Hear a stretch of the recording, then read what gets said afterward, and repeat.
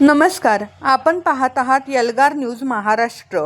देशाच्या रक्षणासाठी सीमेवर तैनात असणाऱ्या भारतीय स्थलसेना, वायुसेना, नौसेना आणि पॅरामिलिटरी दलातील सर्व माजी सैनिक तसेच वीरनारी विधवा यांना संघटित करण्याच्या उद्देशाने भारतीय माजी सैनिक संघ सांगली शाखा शिंदेवाडी तालुका मिरज या संघटनेचा भव्य उद्घाटन सोहळा आज मोठ्या उत्साहात पार पडला।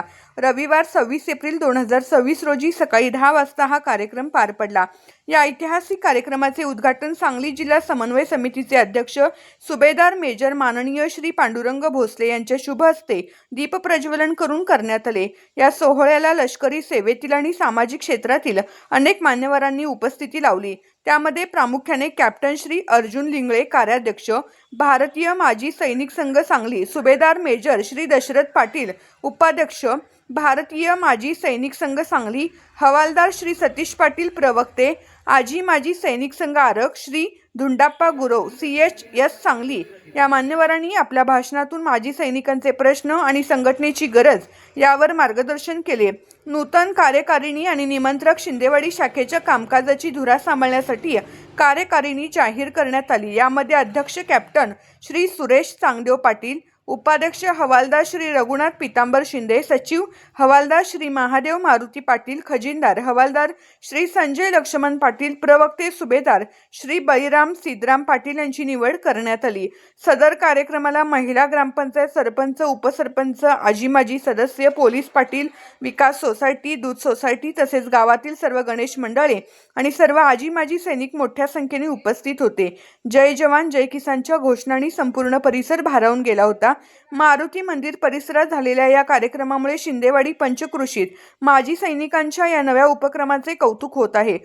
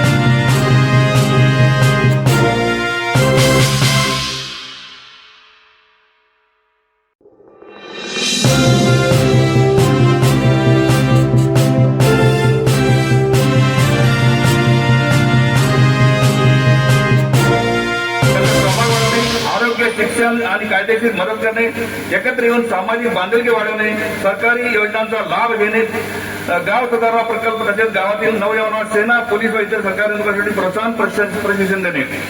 तसेच भारतीय सैनिक हे शिस्त, त्याग आणि देशभक्तीचे जिवंत प्रतीक आहे। सीमेवर बर्फाच्या थंडीत आणि वाळवंटाच्या उष्णतेत ते आपल्या कुटुंबापासून दूर राहून देशाचे रक्षण करतात। त्यांच्या परिवाराच्या समस्या सोडवणे व त्यांना आधार देणे हा आमच्या संघटनेचा मुख्य काम राहील आणि आम्ही त्यासाठी कायम कार्यरत राहू।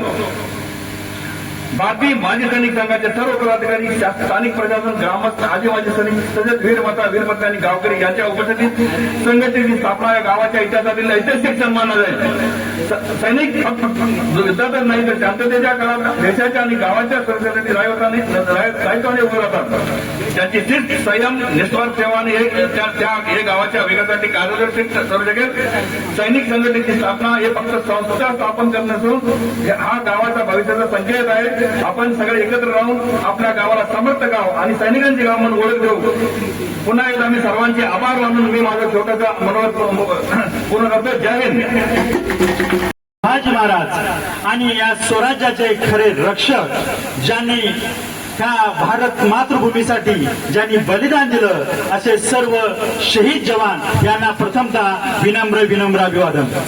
सैनिक एकजुटता मंचावरती उपस्थित सर्वच क्षेत्रातील सैनिक चळवळ, सामाजिक, राजकीय, शैक्षणिक क्षेत्रातील सर्व प्रमुख मान्यवर आणि सैनिक एकजुटता प्रांगणामध्ये उपस्थित माझे सर्व सांगली जिल्ह्यातील मिरज तालुक्यातील आरग सर्व परिसरातील माझे सर्व वरिष्ठ सैनिक साहेबान, सर्व माता बहिणी, वीर माता, वीर पत्नी, सर्व विद्यार्थी आणि पत्रकार बंधूंनो, मी माजी सैनिक सतीश पाटील, सांगली जिल्हा सैनिक परिवारातर्फे सर्वांना सप्रेम नमस्कार करतो. सैनिकांचे प्रश्न सुटले पाहिजे, माहितीची देवाणघेवाण झाली पाहिजे, सैनिकांचा मान सन्मान झाला पाहिजे, सैनिकांना त्यांच्या कार्याचा, शौर्याचा आदर्श गाव पातळीवरती विद्यार्थ्यांना झाला पाहिजे, जे कायदे नियम आहेत त्यांची अंमलबजावणी झाली पाहिजे. सैनिकांना सीमेवरती राहतो त्याचं कुटुंब सुरक्षित झालं नसलं पाहिजे, ह्या विचारानं एकत्रित होऊन गाव तिथं सैनिक संघटना हे अभियान गेली 2 वर्ष सांगली जिल्ह्यामध्ये राबवलं जाते.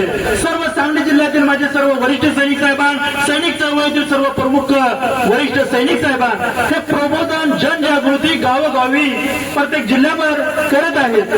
त्याच प्रेरणेतून आज शिंदेवाडी गावच्या सर्व माझ्या वरिष्ठ सैनिक साहेबांनी एकत्रित येऊन त्याच प्रेरणेने गावामध्ये एक सैनिक संघटना स्थापन झाली पाहिजे. सैनिकांचे प्रश्न सोडवण्यासाठी शासकीय महाराष्ट्र सरकार असतील, केंद्र सरकारच्या योजनेचा लाभ सर्व तळागाळामध्ये सैनिकांपर्यंत पोहोचले पाहिजे.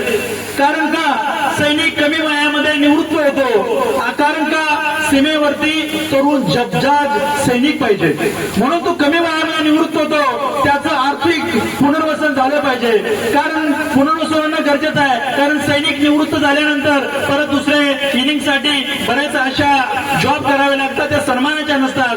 परंतु जर का केंद्र आणि महाराष्ट्राच्या सरकारच्या योजना त्या जर का तळागाळामध्ये गावखेड्यातील सैनिकांपर्यंत पोहोचवायच्या असतील आणि जर का पोहोचवू कोणी शकत नसेल, तर त्या अंमलबजावणी करायसाठी लावत असेल, तर कोण करतंय या लोकशाही देशामध्ये?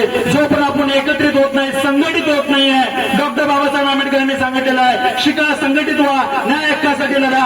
भारताचा जर काही इतिहास बघितला असेल तर आपल्याला न्याय हक्कासाठी लढावं लागलेलं आहे. तेव्हाच मुघलांच्या पासून स्वातंत्र्य मिळालेलं आहे, ब्रिटिशातून मिळालेलं आहे. परंतु आज दुर्भाग्य आहे, आपल्या भारत स्वातंत्र्यामध्ये आज आपल्याच लोकांकडून आपल्याच न्याय हक्कासाठी स्वातंत्र्यासाठी लढावं लागतंय. ज्यांनी भारत स्वातंत्र्य अबाधित ठेवलं, ज्यांच्यामुळे भारत स्वतंत्र आहे असे सैनिक, परंतु त्या सैनिकांना ह्या स्वातंत्र्य देशामध्ये स्वातंत्र्य नाही आहे, हे दुर्भाग्य आहे. म्हणूनच गाव तिथं सैनिक संघटना झाली पाहिजे. त्या प्रेरणेतून आज शिंदेवाडच्या सर्व वरिष्ठ सैनिक साहेबांनी, सर्व सैनिक ब्रिगेडनी एकत्र येऊन सैनिकाच्या मान सन्मानासाठी, माहितीच्या देवाणघेवाणासाठी, सैनिक एकजुटतेचा परिचय देत, सैनिक चळवळीला बळकटी देण्याचं, सैनिक चळवळीची विचारधारा पूर्ण महाराष्ट्र जिल्हाभर, भारतभर पोहोचवण्याचं काम हे आज उद्घाटन प्रसंगी होत आहे. त्यांना मी प्रथमतः सांगली जिल्हा सैनिक परिवारातर्फे भारतीय माजी सैनिक संघ सांगली जिल्हा शाखा शिंदेवाडी संघटनेनिमित्त, उद्घाटन निमित्त सर्व संघटनेच्या पदाधिकारी साहेबांना खूप खूप शुभेच्छा देतो आणि वाटचालीसाठी आमच्या सांगली सैनिक परिवारातर्फे प्रत्येक सुख दुःखामध्ये आम्ही तुमच्या बरोबर आहोत याची ग्वाही देतो. मी सांगू इच्छितो, गाव देतो